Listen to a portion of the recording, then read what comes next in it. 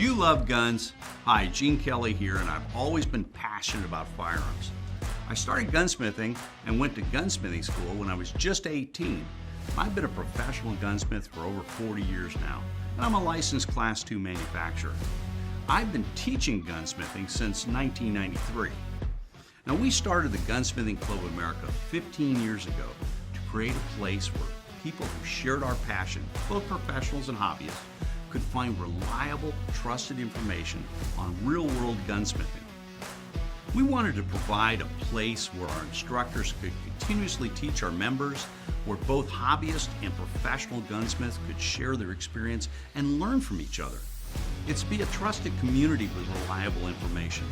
We knew that it would be an extremely powerful resource and tool to preserve our gunsmithing knowledge, provide our members with an enjoyable experience, and as a place that actually protects our firearms freedoms by keeping our guns functioning properly.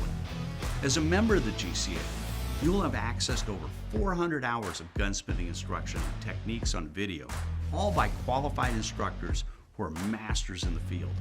You will receive our monthly Gun Tech video magazine and print magazine.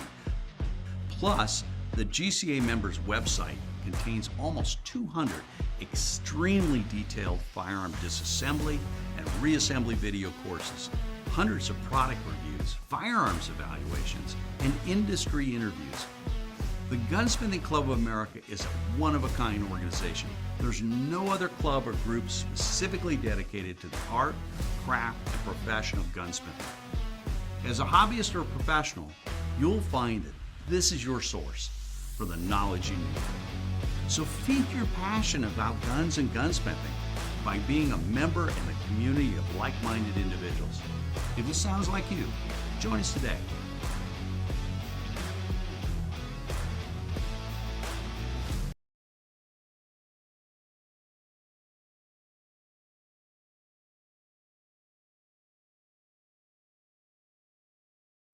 Well, I'm back with another bench evaluation. Today we got the Smith & Wesson M&P M2.0.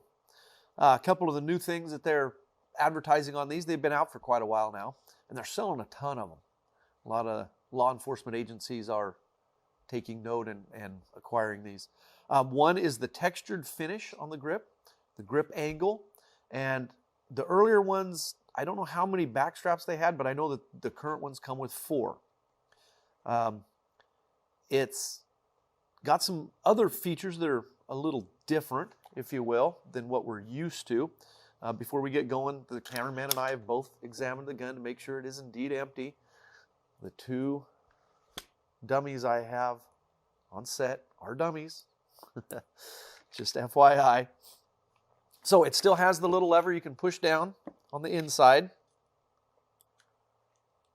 to where you can take it apart without pulling the trigger. First thing I like to do is check loose breech. You guys all know that. Got a little bit, but look at the amount of lockup we've got from here to here. Look at that. Ton of lockup. So this can withstand quite a little bit of loose breech. So we got a little bit of loose breech. You know, I would fix it if it was my gun, but that's because I'm allergic to loose breech. So once again, make sure our lever's down. I'll show you that when I take it apart here. Most of you that are familiar with these know what I'm talking about. But this little yellow lever right here, I'm going to move it up. And as I move it up, you can see that the sear moves up. So when the gun's together, you pull the slide back. It won't come off unless you pull the trigger, which lowers the sear. The striker falls, but the striker gets in front of the sear, and then the whole affair can slide off the front. So a lot of the complaints about a lot of striker fired guns is we don't like that. We don't want to have to pull the trigger. So you can pull the slide back, go down in through the top of the slide, push this lever forward. And again, most people are aware of this, but we get new viewers all the time. As we push this lever forward, watch that the sear will move down. Now remember that the slide would be in the back position. Now as you allow the slide to go forward, there's nothing to catch the striker. The whole affair just comes right off the front. All well and good. So while I got this in my hand, this particular one has ambidextrous safety, which is kind of cool. Most of the rest of it's pretty much the same. The magazine catch has a big spring in it, which I like. It's just a straight spring, all basic. Metal magazine catch. Magazines are metal as well. It is reversible. All good things. The slide stop is ambidextrous. We've got lever on what is the right side of the gun and on the left. And one thing I noticed, the slide stop's not spring-loaded. Now, we're used to most slide stops being spring-loaded down. This one isn't spring-loaded. It just detents either down or up. So just something to be aware of. Smith & Wesson still has the little piece of fuzz inside the spring to dampen it. I know. I don't like it. Some people don't seem to mind. I don't like that the manufacturer feels they need something in there to dampen the spring, its vibrations when the gun's cycling and working. The spring should be right, so you don't have to have that. Now, again, it's weird. If that little thing gets saturated in water, the spring can rust. I don't care for it. That's my opinion. To each his own. Moving on to the upper now. Let's go ahead and set this aside. Captivated steel, flat recoil spring, not a problem. The barrel, again, all one piece, proven design. We talked about the lockup and whatnot already. One piece ramp, smooth. One thing that we do from time to time when these come into the shop, and I don't see a lot of them, so that speaks well of the firearm. I don't see a lot of them. But polish the chamber, polish the ramp. Sometimes we'll break the edge on the chamber, chamfer it slightly, and then tune the extractor a little bit. The extractor design itself is actually really pretty good. We've got a massive claw that extends from here all the way down. So you can see where the brass wash is here. That's where the cartridge sits when the gun is fired. Then as the barrel drops down out of lockup, everything moves down.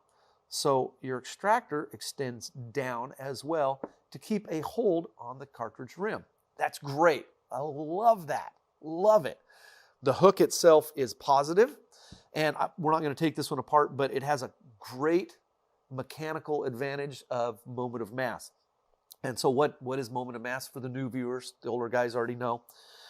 Moment of mass is as everything cycles to the rear, the amount of mass forward of the pivot point, which would be the pin right here, wants to equalize. So if you have too much material, or I shouldn't say too much, that's an incorrect term. If I have more material forward and to the right of the pivot, as the slide cycles to the rear, the extractor is going to want to move to the left in towards the cartridge. That's a good thing. This one has that built into it. If you have more material to the left of the pivot, as the slide cycles to the rear, the extractor wants to equalize itself, the amount of mass, ahead of the pivot point.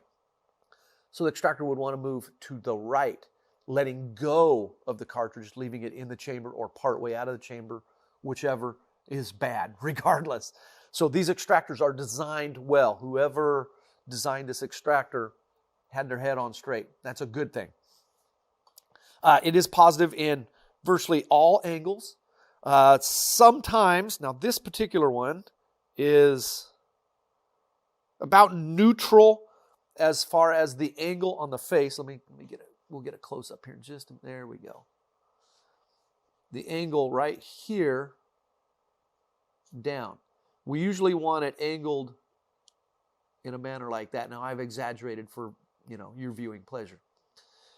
The reason we want that angle is so the shell is held, as the extractor is held over, it's held up onto the breech face so the ejector can hit it, kick it out of the gun. This one's neutral, which means it doesn't push the shell. It's not angled like this to where it pushes the shell down.